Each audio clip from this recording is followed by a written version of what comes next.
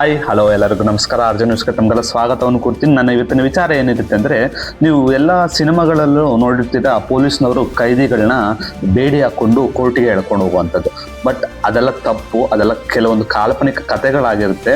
So article 21 right to ಪ್ರೈವರ್ಸಿ ಹಾಗೂ ಅವರ ಘನತೆಗೆ ಧಕ್ಕೆ ಬರುತ್ತೆ, ಅದು ಉಲ್ಲಂಘನೆ ಆಗುತ್ತೆ. ಯಾಕಂದರೆ ನೀವು ಒಬ್ಬನ ಕೈದಿನ ಜೈಲಿಂದ ಅಥವಾ ಕೋರ್ಟಿಗೆ ಕರ್ಕೊಬರ್ಬೇಕಾದ್ರೆ ಬೇಡಿ ಹಾಕ್ಕೊಂಡು ಎಳ್ಕೊಂಡ್ಬಂದರೆ ಅವನ ಘನತೆ ಏನಾಗ್ಬೋದು, ಅವನ ರೈಟ್ ಟು ಪ್ರೈವರ್ಸಿ ಏನಾಗ್ಬೋದು, ಅದೆಲ್ಲ ಡ್ಯಾಮೇಜ್ ಆಗುತ್ತೆ. ಸೊ ಈ ಕಾರಣಕ್ಕೆ ಸುಪ್ರೀಂ ಕೋರ್ಟ್ ಒಂದು ಜಡ್ಜ್ಮೆಂಟ್ ಇದೆ, ಒಂದು ಕೇಸ್ ಲಾ ಇದೆ, Prem Shukla versus Delhi administrative. Supreme court ಒಂದು ಮಹತ್ವದ ತೀರ್ಪನ್ನು ಕೊಟ್ಟಿದೆ. ಏನಂತ, ಯಾವುದೇ ಒಂದು ಕೈದಿಯ ಘನತೆ ಆಗಿರ್ಬೋದು, ಹಾಗೆ ರೈಟ್ ಟು ಪ್ರೈವರ್ಸಿ ಅನ್ನೋದು ಡ್ಯಾಮೇಜ್ ಆದರೆ ಅದಕ್ಕೆ ಪೊಲೀಸರೇ ಹೊಣೆಗಾರಿಕೆ ಆಗಿರ್ತಾರೆ. ಸೊ ಅದಕ್ಕೆ ಯಾವುದೇ ಕಾರಣಕ್ಕೂ ಬೇಡಿಗಳು ಹಾಕೊಂಡಿರ ಕರ್ಕೊಬರ್ತಾರೆ.